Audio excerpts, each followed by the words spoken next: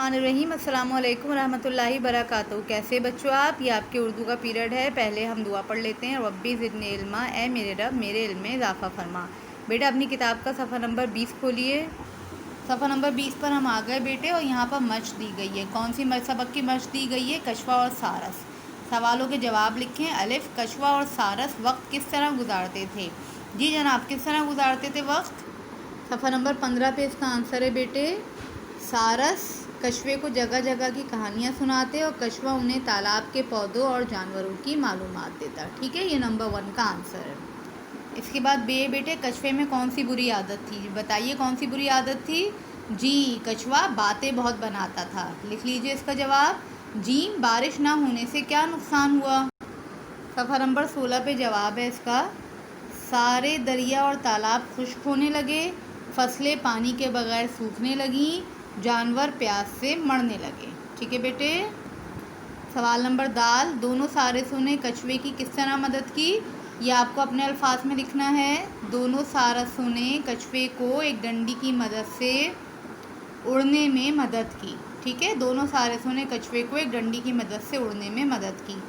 सवाल नंबर है बेटे, कछुआ कैसे ज़ख्मी हुआ? कछुए ने बच्चों को जवाब देने के लिए अपना मुंह खोला तो लकड़ी उसके मुंह से छूट गई और वो गिरकर ज़ख्मी हो गया। ठीक है, कछुआ कैसे ज़ख्मी हुआ? कछुए ने बच्चों को जवाब देने के लिए अपना मुंह खोला तो उसके मुंह से लकड़ी छूट गई और वो गिरकर ज़ख्मी हो गया। ठीक है, अब आइए बेटे सवाल नंबर 2 पे, इस कहानी से क्या सबक मिलता है? क्या सबक मिला है आपको? इस कहानी से हमें सबक मिलता है कि हमें बेसब्री नहीं दिखानी चाहिए और बिला वजह बोलना नहीं चाहिए, सोच समझकर बात करनी चाहिए। ठीक है।